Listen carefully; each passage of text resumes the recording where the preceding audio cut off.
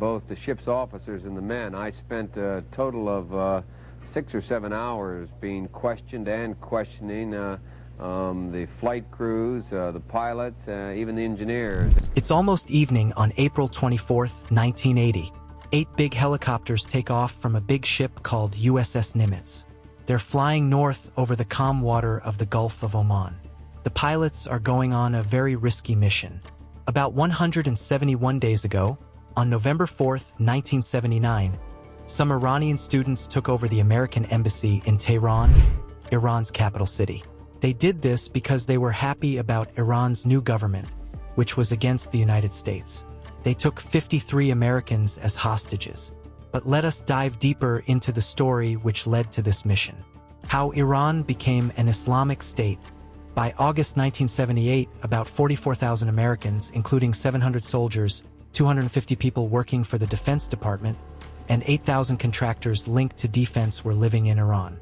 In the beginning of December, when there were protests against the government in Iran, the safety of American military families in the country was at risk. The Shah left Iran on January 16th, and Khomeini came back triumphantly on February 1st. He set up a new government a few days later and started making Iran into an Islamic state ruled by religious leaders. Besides making strict laws inside Iran, he also turned against Western countries like the US and the Soviet Union. On November 4th, 1979, 53 Americans were captured by Iranian students at the US Embassy in Tehran. This started a long time for 144 days, when these Americans were kept as prisoners. Right away, the top people in the US government promised to get the hostages back safely. They planned to use special planes and helicopters for the rescue mission. This morning, for the first time since the hostages were put under lock and key, one of the captives, blindfolded, was brought out into the open. He is Harry Rosen, the embassy's press attaché. The ambitious plan. At first, the US President Jimmy Carter didn't want to send soldiers to rescue them. But after many talks with Iran's new leaders, he decides they need to be rescued. So, on April 11th, 1980, he gives the okay for Operation Eagle Claw. This is a big deal because it's the first time a new team called Delta Force, which fights terrorists, will go into action. Colonel Charlie Beckwith, who started Delta Force, is leading the mission. Along with Delta, Army Rangers will protect them. Operation Eagle Claw is really complicated. Tehran is too far away for helicopters to make a round trip without refueling, so any rescue attempt needs a stop for fuel.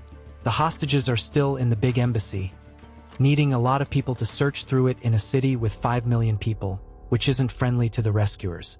They plan to load 132 Delta and Ranger soldiers onto 3 special planes along with refueling aircraft. The special planes will land in a remote place called Desert One to make it safe before the helicopters come to refuel. Then, the helicopters will take the soldiers closer to Tehran. The rescue is planned for the next night, with support from gunships and a secret CIA team. After the rescue, the hostages will be taken out of Tehran from a captured airfield. It's a big and dangerous plan. Operation Eagle Claw. Around 6 p.m. local time, the special planes and refueling planes take off from an island and soon are in Iranian airspace heading to Desert One. But they face sandy storms called haboobs. The special planes are fine, but there's a problem. The warning about the storms doesn't reach the helicopters because of a communication issue. The helicopters, called Bluebeard 1 through 8, are flying silently. They spot the other planes above but don't know about the storm warnings. Suddenly, one of the helicopters, Bluebeard 6, gets a warning light about a serious problem in the rotors. It has to land, and its crew is picked up by another helicopter. At this point, there's not much room for mistakes. Around the same time, the other helicopters see their first sandy storm, 2 hours into their trip. Meanwhile, the special planes have arrived at Desert One and are starting to land. The pilots notice a fuel truck driving in the area on their special scopes. They worry this might ruin the plan.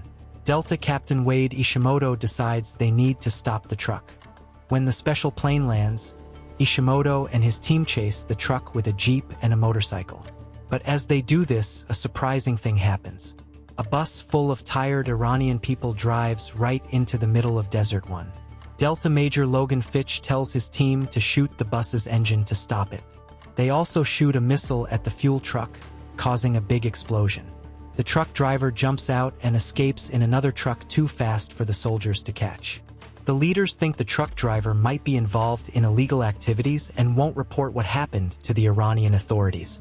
But the soldiers are surprised and frustrated that their secret operation has been interrupted twice in just a few minutes. One of them jokes that now the helicopters will easily find them because the burning truck lights up the area. The soldiers take 44 Iranians from the bus and keep them under watch. They'll need to be taken back to Missouri to keep the plan secret. Despite these problems, the rest of the planes land, and the Desert One team starts setting up the refueling site. But the 7 helicopters that are left are facing trouble. The helicopters are surrounded by thick clouds of dusty powder, which mess up their equipment and make it hard to see. The sandy storms are causing big problems for their engines, and the pilots are struggling with the dusty air and hot temperatures in their cockpits. One helicopter, Bluebeard 2, starts leaking hydraulic fluid, but the crew decides to keep going. However, Bluebeard 5 isn't as lucky. Its electrical and flight instruments are failing, and the pilot can't see his partner helicopter. It's low on fuel and has to turn back to base. Now, the whole rescue mission, Operation Eagle Claw, is in big trouble. One more helicopter problem, and they'll have to cancel the mission. Major Jim Schaefer's Bluebeard 3 is now leading the way. He asks his co-pilot Les Petty when they should expect to see it. "I don't trust the machine," Petty says. "And I don't trust my map. I'd say right now." They decide to climb, and suddenly, they break through the dust cloud. Schaefer sees the mountain peak lit up by the moon. "Good job, Les. I love you," he says. Schaefer tells Colonel Beckwith that his men are shaken, but Beckwith, furious with the delay, insists on continuing the mission as long as 6 helicopters are operational. However, during refueling, Bluebeard 2's rotor stops due to dust damage. With no chance of reaching Tehran, Beckwith realizes the mission is over. He informs Washington, where President Carter and his advisors are shocked. They ask if the mission can proceed with 5 helicopters, but Beckwith knows it's too risky. They decide to abort the mission. Equipment is destroyed, and fake documents are planted to confuse the Iranians. As they prepare to leave, Carter reassures his disappointed advisors that at least no one was hurt. Bluebeards 3 and 4 take off, followed by the EC-130, and Schaefer brings Bluebeard 3 to a low altitude. U.S. forces successfully secured the Desert One landing zone, despite encountering complications such as the presence of a bus on a nearby road, which led to the detention of over 40 Iranians to maintain operational secrecy. However, the operation faced challenges from the start, with 2 Navy helicopters experiencing mechanical failures and visibility being severely impacted by a dust storm. When the 6 remaining helicopters finally landed at Desert One, they were over 90 minutes behind schedule. Unfortunately, one helicopter was deemed unfit for service, forcing the mission to be aborted as it couldn't proceed with only 5 helicopters. During the departure, a tragic accident occurred as a helicopter collided with a C-130, resulting in the destruction of both aircraft and the loss of 5 Air Force personnel and 3 Marines. The surviving troops were quickly evacuated by plane, leaving behind several helicopters, equipment, weapons, maps, and the deceased. Colonel Beckwith, forced to abandon the mission, made the difficult decision to retreat, marking the end of Operation Eagle Claw.